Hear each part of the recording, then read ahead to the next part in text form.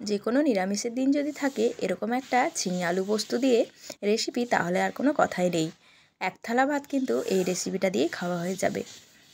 Hi guys, welcome back to my channel. আজকে আমি নতুন একটি রেসিপি নিয়ে আবারও হাজির হয়েছি। আজকে শেয়ার করব সুস্বাদু ঝিঙে আলু পোস্ত রেসিপি। ঝিঙে আলু পোস্ত মোটামুটি আমরা সকলেই কম বেশি বানাতেই জানি, কিন্তু কিছু কিছু টিপস আছে যেগুলো ফলো করলে এই ঝিঙে আলু পোস্তটা আরও সুস্বাদু হয়ে উঠবে। তো ভিডিওটা সম্পূর্ণ দেখার অনুরোধ রইল। আর ভিডিওটা ভালো লাগলে অবশ্যই কিন্তু লাইক আর বন্ধুদের সাথে শেয়ার করে দেবে। আর চ্যানেলে তোমরা যদি কেউ নতুন বন্ধু হয়ে থাকো, চ্যানেলটিকে অবশ্যই সাবস্ক্রাইব করে পাশে থাকা বেল আইকনটি প্রেস করে দেবে।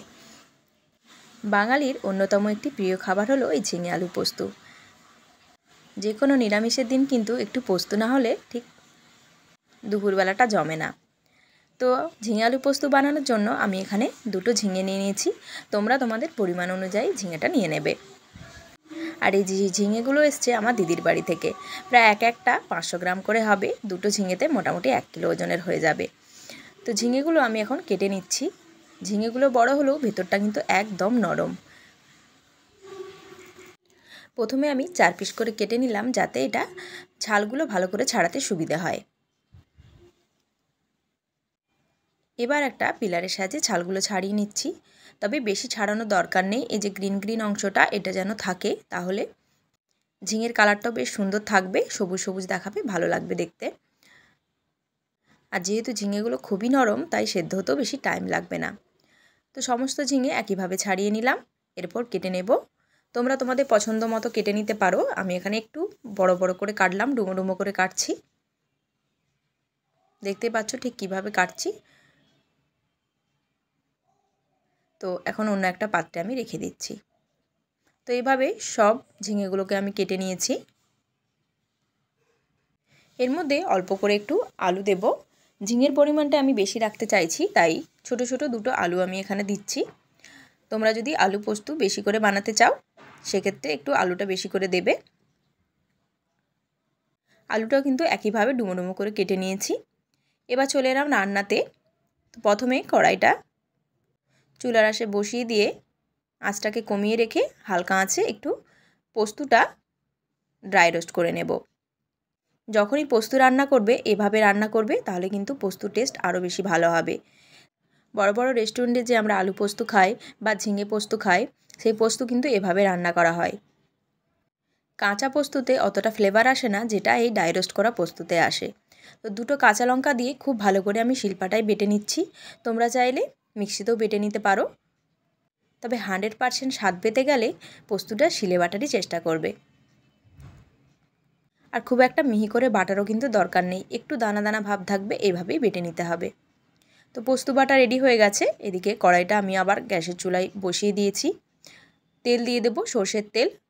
আলু পোস্ত কিন্তু সর্ষের তেল ছাড়া একদমই অসম্পূর্ণ, তাই সর্ষের তেলটা একটু বেশি করে দিয়ে দিয়েছি। 1 চামচের মতো কালো জিরে ফোড়ন দিয়ে দিলাম, দুটো শুকনো লঙ্কা দিলাম। গোটা মশলাটা একটু ভেজে নেব। তারপর দিয়ে দেব আলুগুলো। যেহেতু ঝিঙের মতোই বড় বড় করে আলুগুলো কেটেছি, তাই আলুগুলো একটু ভেজে নিতে হবে, না হলে ঝিঙের সাথে সেদ্ধ হবে না। তো পরিমাণ মতো লবণ আর অল্প একটুখানি হলুদের গুঁড়ো দিয়ে দিলাম। আর কিন্তু হলুদের গুঁড়ো ইউজ করব না। 1 চামচের 4 ভাগের 1 ভাগ আমি হলুদের গুঁড়ো দিয়েছি। আলু পোস্ততে বেশি হলুদ দিয়ে দিলে দেখতে ভালো লাগে না। আলুটা লাল লাল করে ভাজা হয়ে গেলে এখানে আমি ঝিঙেটা দিয়ে দিচ্ছি। ঝিঙেটা দেওয়ার সময় আঁচটাকে কিন্তু একদম হাইতে রাখতে হবে, নাহলে কিন্তু অনেকটাই জল বেরিয়ে আসবে।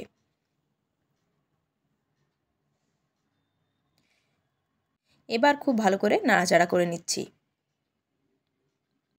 তোমরা কে কোথা থেকে ভিডিওটা দেখছো অবশ্যই কিন্তু আমাকে কমেন্ট করো, আর কেমন লেগেছে সেটাও কিন্তু জানিও। ঝিঙাটা থেকে কিন্তু অনেকটাই জল বেরিয়ে এসছে, দেখতেই পাচ্ছ। তো এখন আমি ঢাকা দিয়ে দিচ্ছি। আঁচটাকে কমিয়ে রেখে 7 থেকে 8 মিনিট ঢাকা দিয়ে দিয়েছিলাম। আলুগুলো মোটামুটি সেদ্ধ হয়ে এসছে, আর ঝিঙেটাও সেদ্ধ হয়ে এসছে, দেখতেই পাচ্ছ। অনেকটাই জল বেরিয়ে গেছে। এর মধ্যে কিন্তু এক্সট্রা আর জল দেওয়ার দরকার নেই, ঝিঙের জলেতেই সুন্দর আলু পোস্তটা রান্না হয়ে যাবে। এবার দিয়ে দেবো বেটে রাখা পোস্তটা। পোস্তটা দিয়ে খুব ভালো করে মিশিয়ে নিলাম সমস্ত কিছু। বাটিতে একটু পোস্ত লেগেছিল, সেটা ধুয়ে আমি জলটা এখানে দিয়ে দিলাম। আর কিন্তু বেশি জল দেওয়ার কোনো দরকার নেই, একটু মাখা মাখা হলেই বেশি ভালো লাগে পোস্তটা খেতে। আর বেশি জল দিয়ে দিলে অনেকটা ঝোল হয়ে যায়, তখন ভাতের সাথে খুব একটা ভালো লাগে না। তো লবণটা একটু কম হয়েছে বলে আমার মনে হলো, তাই এখানে লবণ একটু অ্যাড করে দিলাম। খুব ভালো করে একটু মিশিয়ে নিচ্ছি। অল্প একটু চিনি দিলাম, আলু পোস্ততে অল্প একটু চিনি দিলে বেশ ভালো লাগে খেতে। উপর থেকে একটু কাঁচা লঙ্কা চেরা দিয়ে দিলাম। আর সবার শেষে দিতে হবে কাঁচা সর্ষের তেল, যেটা ছাড়া একদমই তরকারিটা অসম্পূর্ণ থেকে যাবে। প্রায় 1.5 চামচের মতো সর্ষের তেল আমি এখানে দিয়ে দিলাম। রান্নাটা প্রায় কমপ্লিট হয়ে গেছে। আর ঝিঙের কালারটাও কিন্তু ডিশ কালার হয়নি, দেখতেই পাচ্ছ কতটা সুন্দর ঝিঙের কালারটা রয়েছে। তোমরা চাইলে এখানে ঝিঙে আলু একটু ম্যাশ করে দিতে পারো, তো আমি গোটা গোটাই রাখতে চাইলাম। আঁচটাকে কমিয়ে রেখে আরও কিছুক্ষণ ঢাকা চাপা দিয়ে রেখে দেব। তারপর একটা পাত্রে সার্ভ করে নিয়েছি। দেখো কতটা সুন্দর হয়েছে, তোমরা কিন্তু দেখেই বুঝতে পারছো। ঠিক এভাবে আলু পোস্তটা বানালে দারুণ লাগবে গরম ভাতের সাথে খেতে। একবার অবশ্যই কিন্তু ট্রাই করো এভাবে। আর তোমরা কিভাবে আলু পোস্ত বানাও সেটা কিন্তু আমাকে কমেন্টে অবশ্যই জানিও। ঝিঙেটা এত সুন্দর নরম ছিল, একদম গলা গলা হয়ে গেছে, দারুণ সুন্দর লাগছিল গরম ভাতের সাথে খেতে। ভিডিওটা দেখার জন্য অনেক অনেক ধন্যবাদ। আর নতুন ভিডিও নিয়ে আবার ফিরে আসব। ততক্ষণ সবাই কিন্তু ভালো থাকবে, সুস্থ থাকবে। আর ভিডিওটা ভালো লাগলে অবশ্যই একটা লাইক করে দেবে।